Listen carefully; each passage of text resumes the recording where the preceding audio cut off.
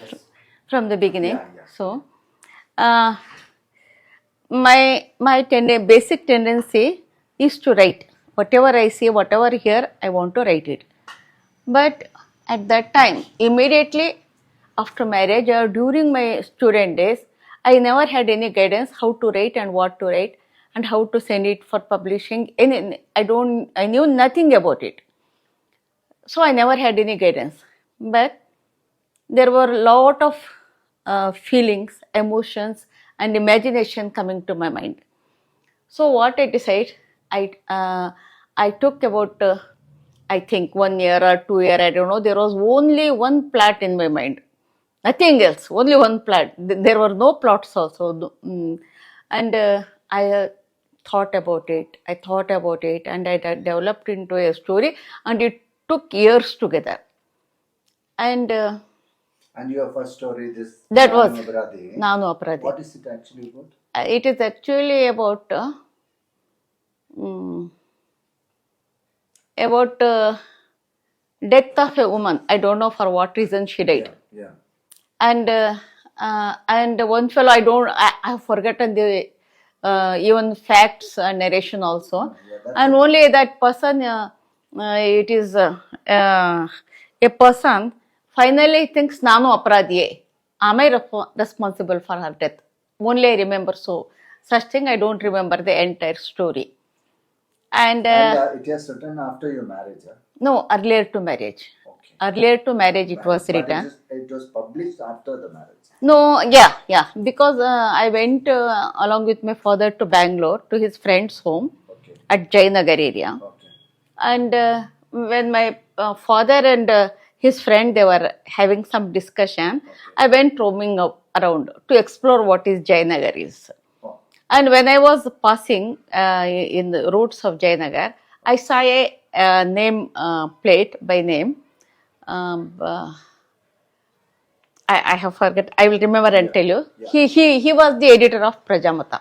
Oh. I knew very well because I was reading. I was a reader of Prajamata. So I thought this is a good opportunity, and just I went inside. I knocked the door and went inside and introduced myself to him. Okay. And he said, "I write stories." He is a seasoned editor. He was, and he smiled back to me and he said, "Okay, what you write?" He asked me. I said, I have written a story. And then he said, and I want it to be published in Prajamata only. Yeah. And he said, okay, you send it to me. I was so happy. And I asked him, give me the address. He said, you will get it in Prajamata. I said, I can't find it. Please give me the address. Bangalore Jayanagar only. Bangalore Jayanagar What only. were your father doing that? He was a senior health inspector.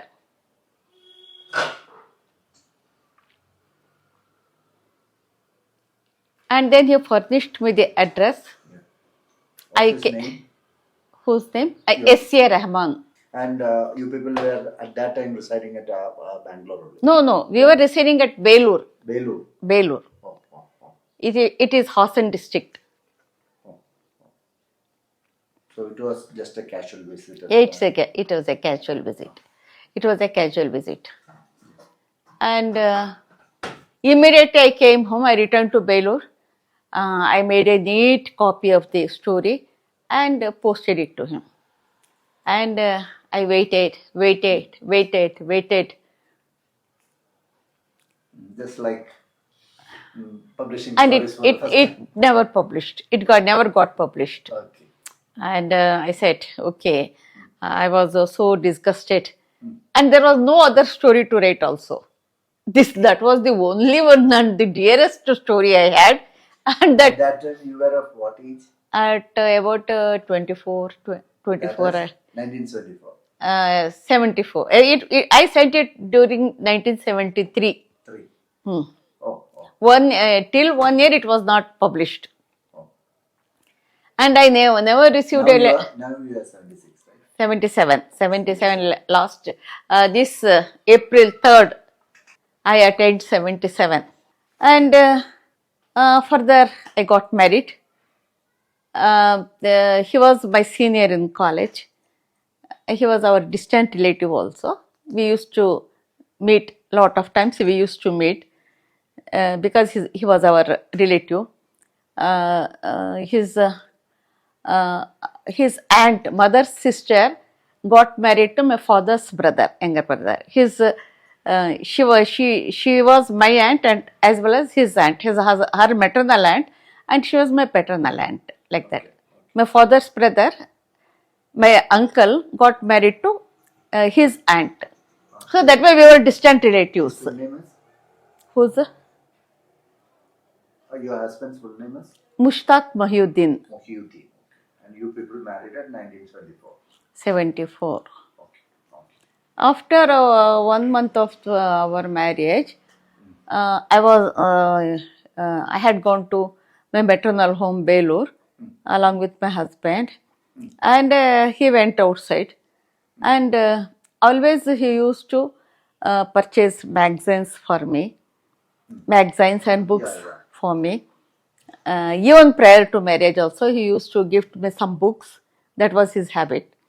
So he went to buy some magazines and he saw my story was published in it. And Same Prajamata. Prajamata. In Prajamata, he was so happy. He purchased many more copies of Prajamata and he came running to me excited and said, Banu, your story is published. Earlier also, he liked me because of my uh, activities. I was a class leader. I participated in debates and used to get all the prizes and I used to write everything. That's why he liked me. And he was so happy that my book got published. I mean, a Before story. you becoming Banu Mushtaq, what was your real name? My real name was SK Banu. SK expansion is Sayyeda Khushtara Banu. That was my original name. But when I was admitted to Kannada school, my classmates, they used to make fun of me. They could not pronounce that Khushtara. Okay. They could not pronounce it and they used to say Kushtara, Sayyeda. Kushti, all those things. What does this mean? Sayyeda Mustara Banu? Sayyeda is our family name. Family name. Okay. Sayyed family. Sayyed. Khushtara means always happy. Khush. Always happy. Banu. Banu is also in our family. All the women folk, we have got Banu Banu. name. Yeah. But when my friends started distorting my name, I used to come and cry and weep with my father and plead, please give me a good name. Then he did was Sayyeda Kushtara, he made it into my initial and predominantly he mentioned Banu, SK Banu. Oh, oh. Then it was easy for them to pronounce. And that's why I named all my family members, whether it is a male child or a girl child, very easily pronounceable names. Like my daughters are Sabina, Lubna, and Aisha. I just want to write down your this thing, children's name also. The first one is? Samina, Lubna, and Aisha. Aisha. And next is Tahir. These are all Samina Mushtaq. No, yeah, now she's Samina Mirza. Mirza. Okay. Mirza. This is enough. Okay. Yeah. And these four And are, Tahir is Mushtaq. Tahir, he has written Tahir Mushtaq. yeah, these four are law graduates. Yes. And Tahir is pursuing law. Yeah, he is BEM, PGDM. Yeah. He resigned for his assistant general manager's post. Now, Samina is in Bahrain. Samina is in Bombay, Mumbai. Bombay. She is practicing Lubna law. is in Bahrain. Bahrain. She is a corporate lawyer there. And Aisha Is in Jakarta. Jakarta. Yeah, after that story get published, you were actually into writing seriously than before? No, Then, no. no. No. No. No, I couldn't write anything because I was already married. Okay. And I was to stay in my in-laws' home. Okay. They were never happy about these activities.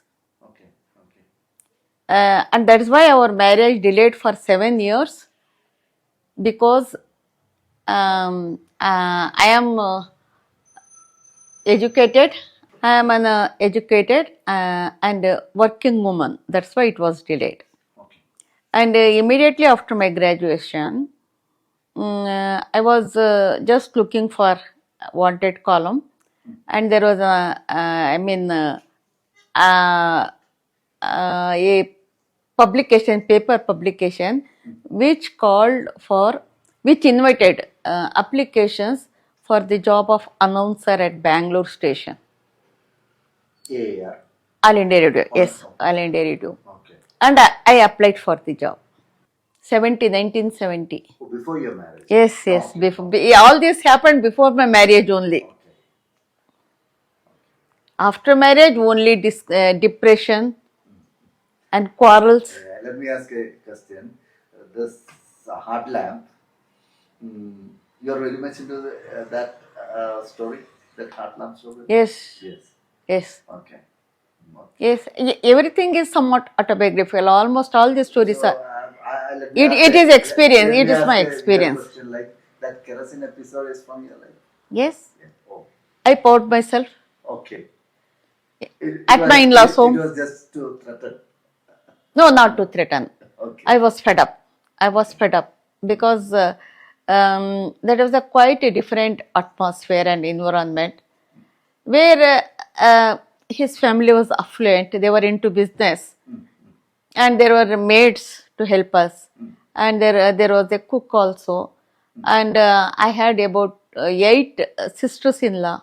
These are all happening at Belur only or at his house? At his house at Hassan. Hassan is his home place. Oh. Even my native place is also Hassan. Same- Only same at Belur, my father was transferred there, and so it is his third generation, and I am also a third generation on him, that which he couldn't avoid, and he was the eldest son of the family, and there will be in joint families lot of burden would be on the eldest son, you know.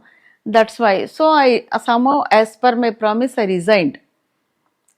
Oh, I had promised him earlier to marriage, okay. and I And resigned. this resignation happened just after some 18 days of that marriage. 18 days. So March 12th we were married, and June 1st I had to return report for duty. I reported and resigned because their headmaster told me, and some of my relatives advised me. It's here in Hassan only. Which? That school? No, Day that school? is in Belgodo. Belgodo, it is about 20 kilometers from Hassan. Some of almost all my maternal side relatives were It's a government. day school. Yeah, day school from 10:30 to 5:30. High school. Okay. Okay. Okay. High school. High school. And some of my relatives advised me Okay. to apply for leave, so that some favorable circumstances would occur, and don't resign for your job. It is not advisable. They all told me, wait for some time. Something may turn up. They advised me. But when I went on June 1st and I wanted to report for duty, the headmaster, he was a very noble person by name S. Nanjappa. He told me, see, now I was a science teacher. I am a BSc graduate and I was a science teacher.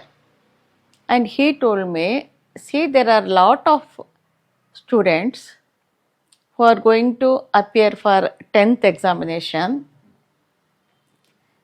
I know you have got every right to go on indefinite leave, but if you go like that, here is no teacher to teach them science subjects, and for your future, if you are trying to spoil and play with the future of these about 50 or 60 students, you are answerable, he told me. Then I understood the seriousness. Otherwise, I went there only to apply for indefinite leave.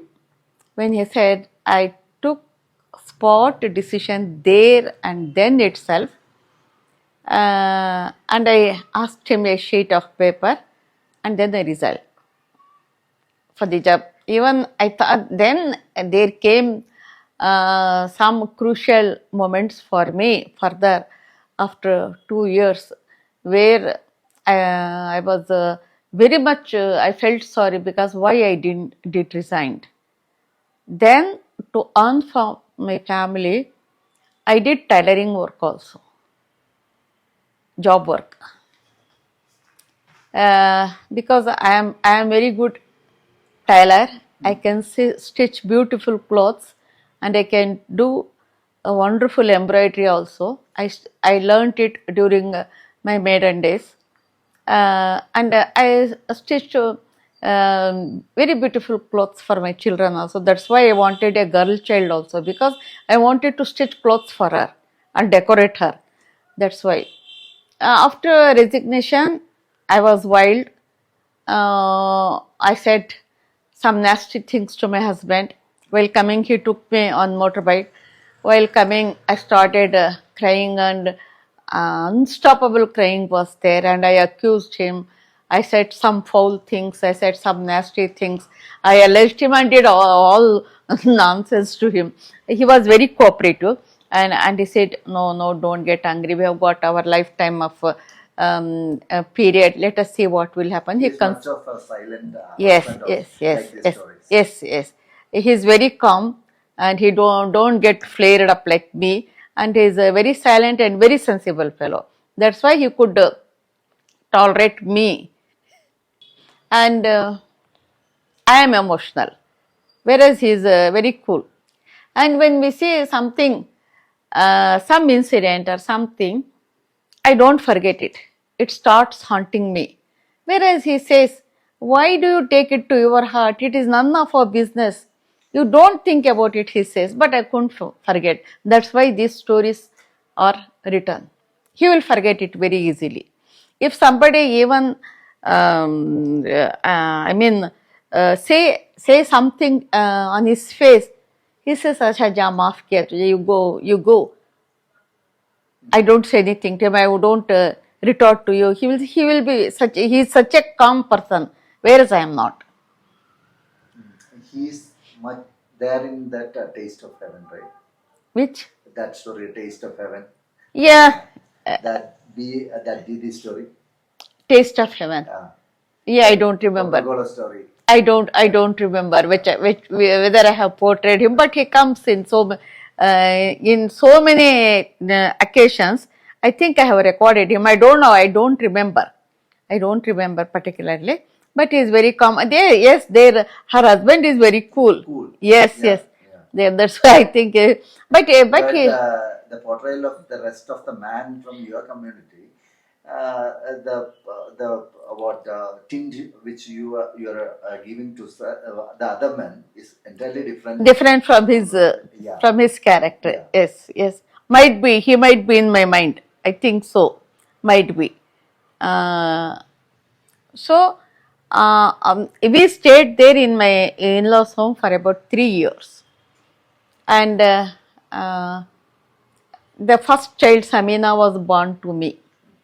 When she was about 3 months old, I was trying very hard to go out either to earn or for further studies or some such thing. I wanted some activities um, out of our four walls, but which he could not provide me.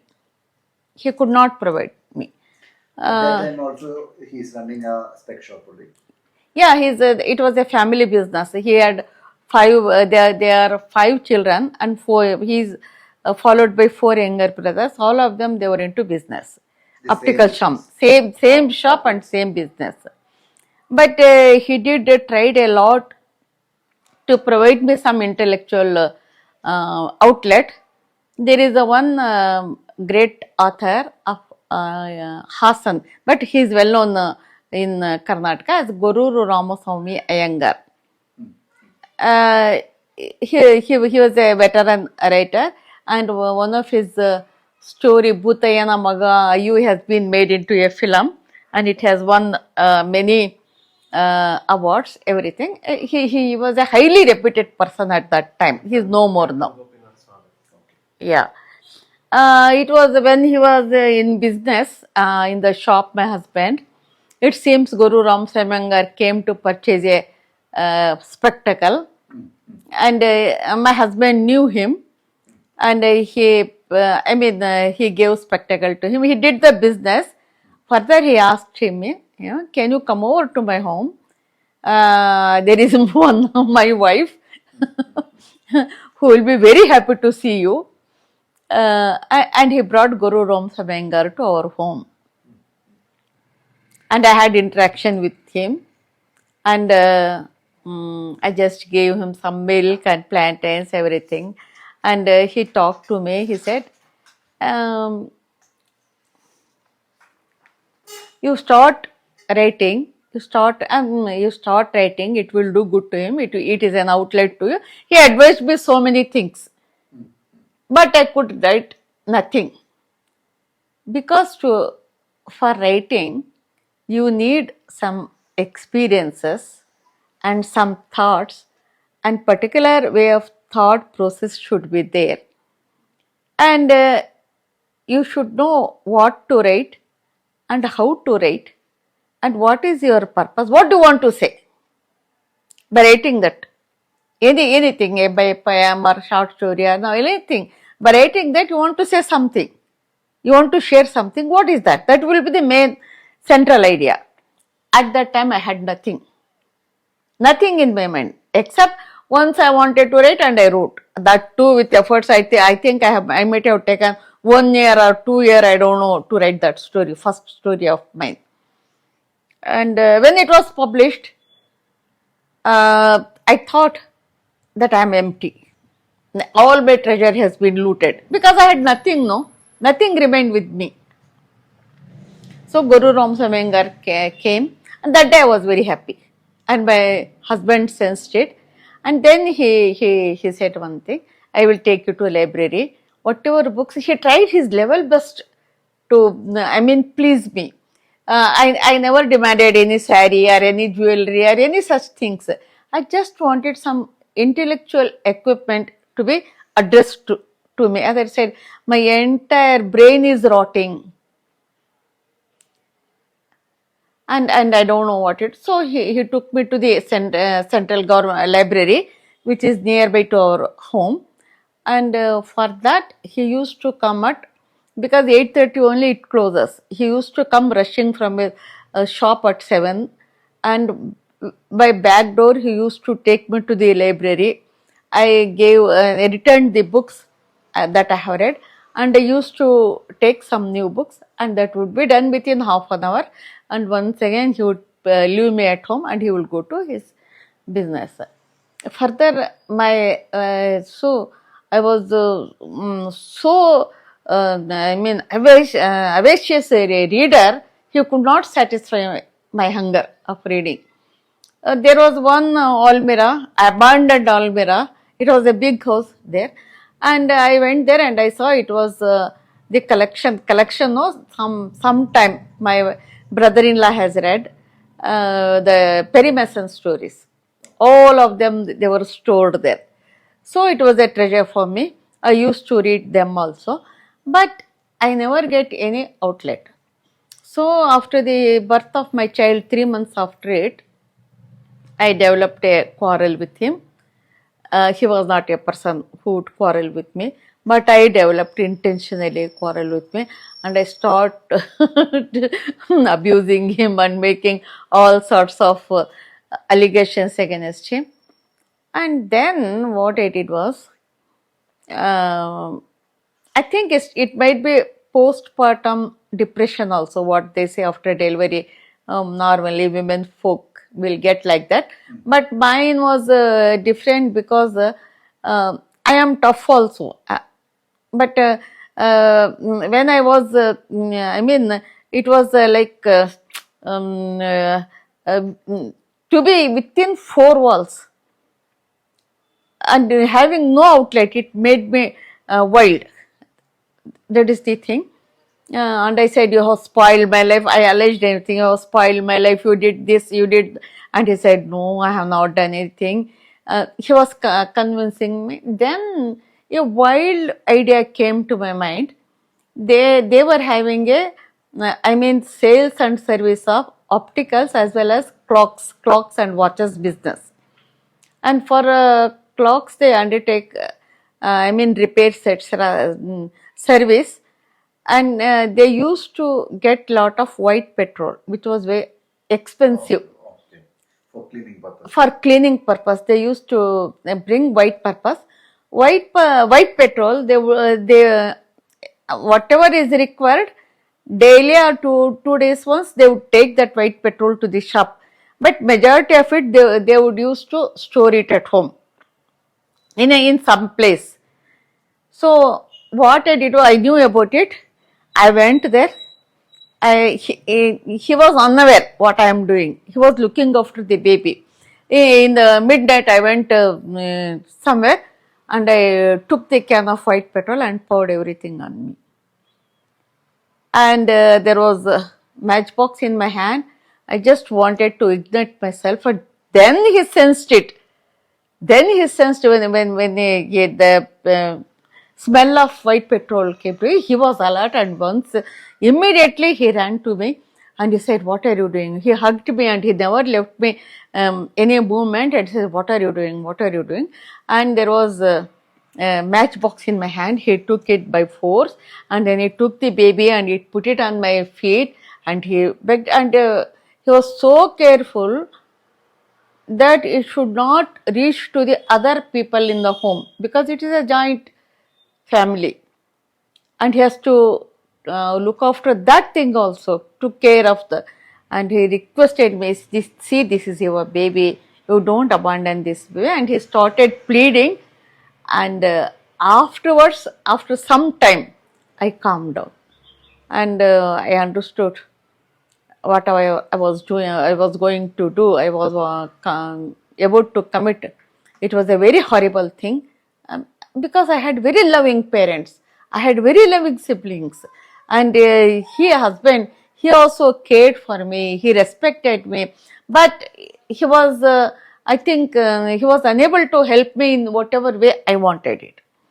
So then I realized, and I took the baby in my hands, and then he made arrangements for me to take bath, everything, and afterwards we did, and he wept like anything and said, "Don't leave me alone, I cannot live without you." And somehow I realized I did a wrong thing, and now then I came to know. So afterwards, whenever a woman comes to me, even now, highly dejected, and there are no hopes for her, I can understand her. That situation made me to understand her. Yeah, yeah. Normally, I can dismiss her, whatever issues she is facing. Oh, there is nothing you can, because I am comfortable. No, I could easily dismiss, but I don't do that. I understand her. She is having problem, and that problem is greatest for her, and I realized that I should address that issue. That made me realize things. Though it was a very bitter experience, somehow I was saved, and that gave me a different approach to the issues of women. Well, you have some certain life hacks also. That Gobi Manchurian story. Yes. You just Google it and find out the solution. I just read that story and I am thinking like, if it is written now, the first thing we'll do is Google that thing recipe Yes. and find out a solution for that. Yes. Even for that Samsung water, for that stout thing, you have solutions for everything. Yes. Yeah. Yes. That's your advocate brain, or as a No, naturally, I am like that. I am like that.